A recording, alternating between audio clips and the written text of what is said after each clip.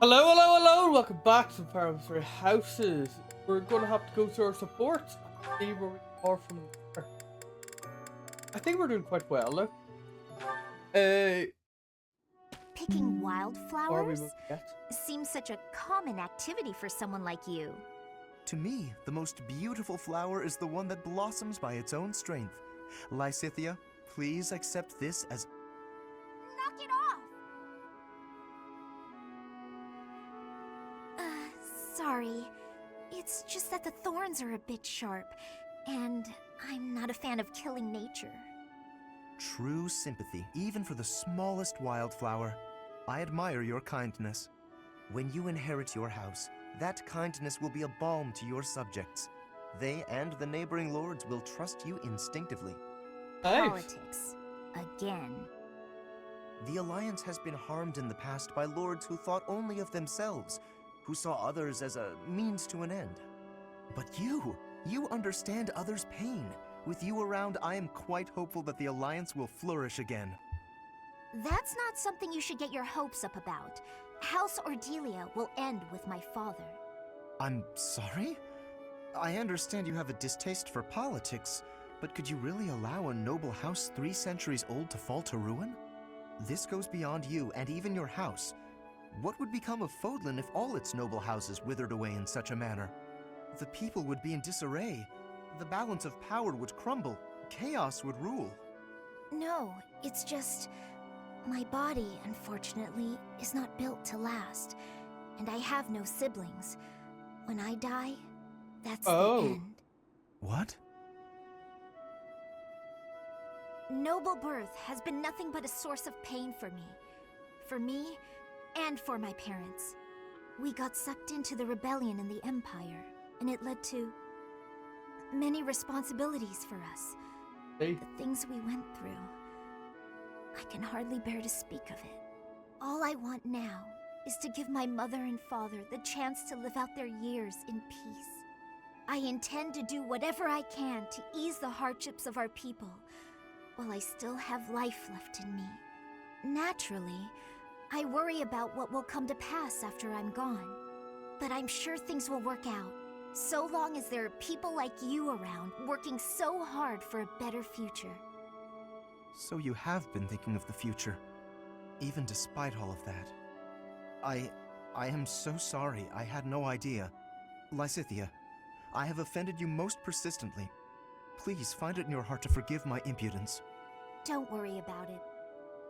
If you're so insistent upon being my friend, I'm sure more tasty snacks and tea will help persuade me. It might. But if speaking of the future holds such importance, better to find someone who actually has one. I understand. Yes, let's take tea together again soon. I have certainly liked Lawrence a lot more.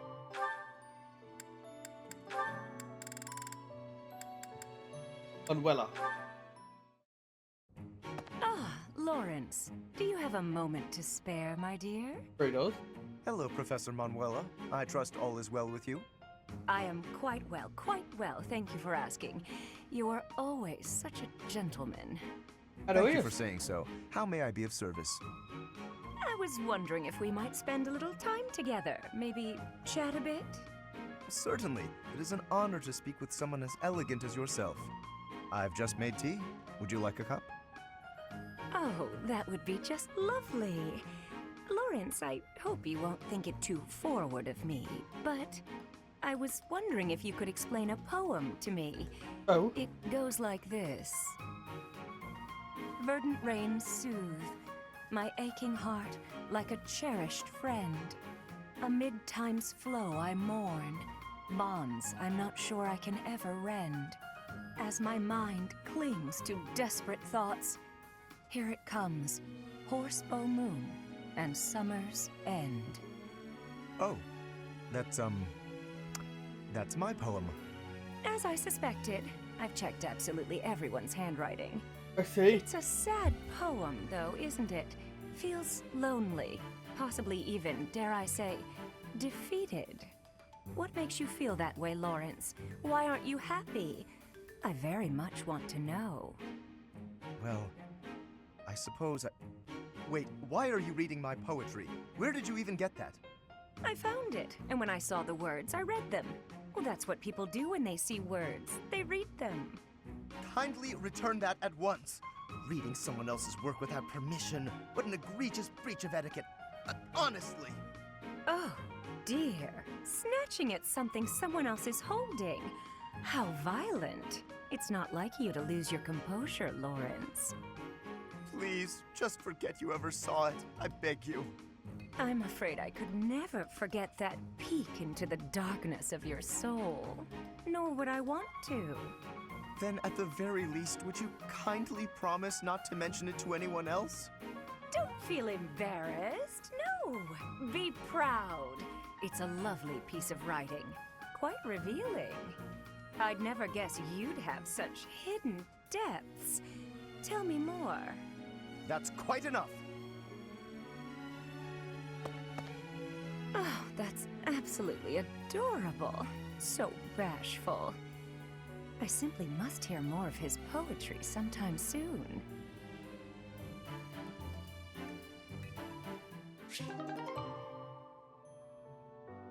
Oh. Where- Who is it? It's me, Raphael! Oh, Raphael! I'll get the door. What are you up to? Oh, whoa! What an enormous crate! And look what's in it. Crystal vials, shiny rocks. And I got this too! Oh, what a splendid flower. And so fresh. Hey, wait a second. Is that for your sister? Back Yeah, I finally got my hands on something cute, just like you suggested. That's so nice. But wait a second. Is this that flower from Fodlan's throat? Of course! I had to run to make it back in time. It was a lot farther than I thought. You ran all that way? And while we're on the topic, aren't these all Myron crystals? Such fine carvings on them. They must be the work of a true artisan. It couldn't have been easy getting your hands on these. I figured I should follow your advice. You know more about what's stylish than I ever could. Well done. I'm sure your sister will be pleased. All that's left is to make that necklace. Yeah, about that. I don't know how to put it together. I've spent so long trying to figure it out that the flowers have started wilting. There are only a few nice ones left. Huh. Hey. That's not good. I could try telling you how to make it, but you can't afford to lose any more flowers. Oh, Okay. all right. Looks like it's Hilda to the rescue. I'll take it from here. Seriously? You're really gonna help me? Sure, I make myself things from time to time, and this is definitely easier than teaching you how. But you probably owe me would be, for yeah. this. I expect to be paid back. Don't you worry about that. I'll find something really nice to pay you back with. It couldn't have been easy finding all these trinkets. He must really love his sister. Still, older brothers can be so dense. Can they? Okay. Leticia and Ottoman. Phew. That about wraps it up for today's training. No thanks to a certain distraction. Oh, who's Ottoman? Professor Hanneman, I know you're there. It's extremely unsettling the way you're always staring like that. Oh, my apologies, child. I was trying to remain inconspicuous, not wanting to interrupt. Your half-hearted attempt to hide your weird staring only makes it weirder. Well, I must apologize. In the future, I shall do my staring out in the open. That might ease the weirdness, but it will continue to be extremely unsettling. Hey. I have no desire to disturb nor to disquiet you. But you are a most exquisite subject for my crest research. And you understand that the foundation of all research is observation. I understand well enough, and I'll do my best to ignore it. But in return... In return, I will keep your secret. I have not spoken a word of your twin crests, not even to the church. If they knew I was withholding such valuable information, I might be branded a traitor. But such matters are trivial compared to the future of Crestology. Shh! Don't talk so loudly about it out here in the open. Pardon my excitement.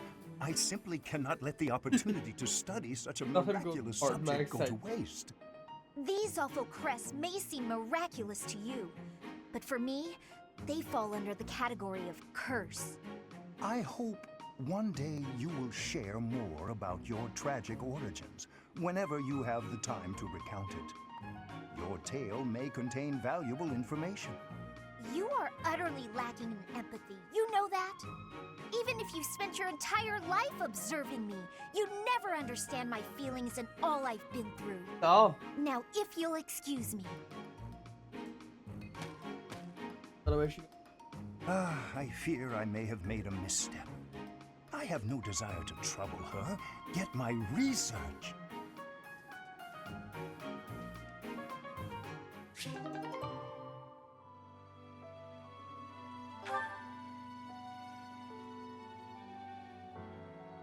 Okay, Boreon on Donovan. I should head back. Finished with your training, Miss Marianne? Oh, Professor Henneman. Yes, I've just finished training for the day. You have merely completed the exercises assigned to you, yes? Nothing more? Or am I wrong? Yes. I'm sorry. I should have done more. No, please. You've done as you were asked. Quite solid work, child.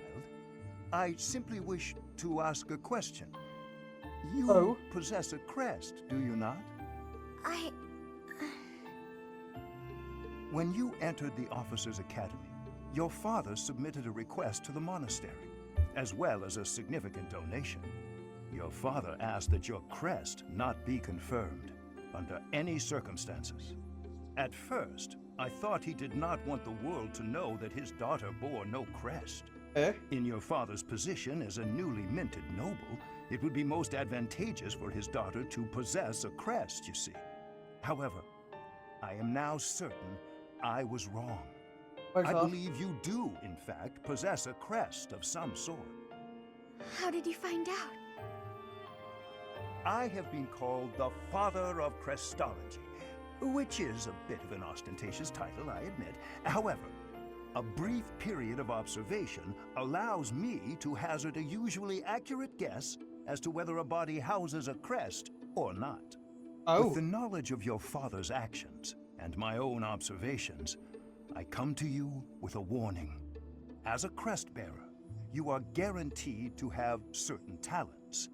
It is prudent to study your crest diligently to ensure your safe mastery of these talents, whatever they may prove to be.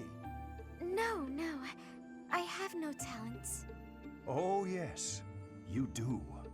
No matter how hard you may try to hide it, my sight is keener than that. And what I see, others will eventually notice as well. Those who hold power must wield it in the service of their fellow man, Miss Marianne. I believe that is true, whether you are peasant or noble. And doubly true, I would say, for those with crests. Or do you think I'm wrong? On principle alone, it is a waste to allow a rare talent to remain dormant. I would like very much to advise you to aid your understanding of your crest. Will you accept my offer? Well, No, I refuse. That is regrettable. A veritable tragedy, Miss Marianne.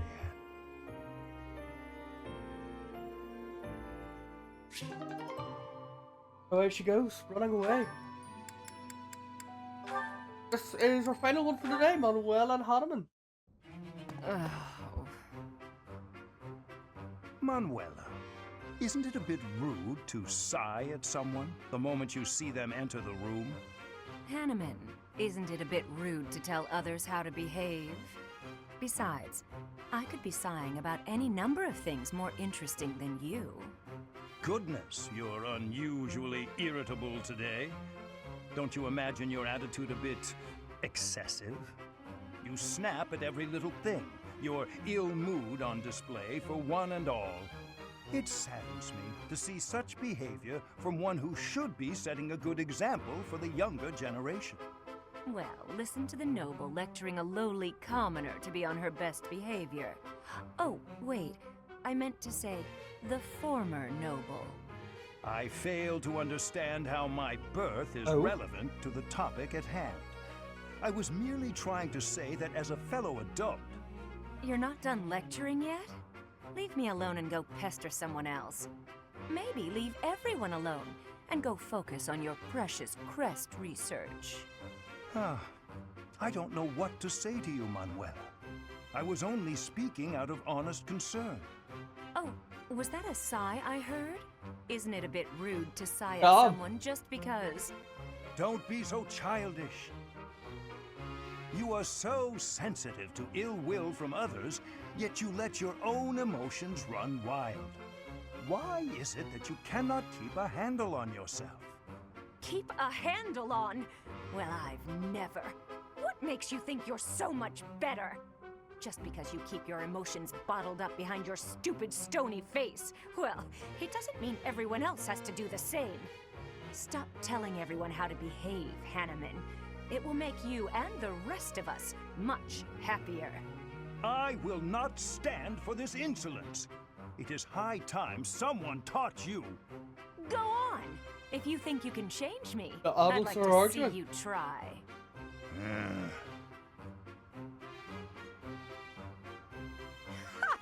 Thought so. You wouldn't dare. There she goes. Absolutely insufferable.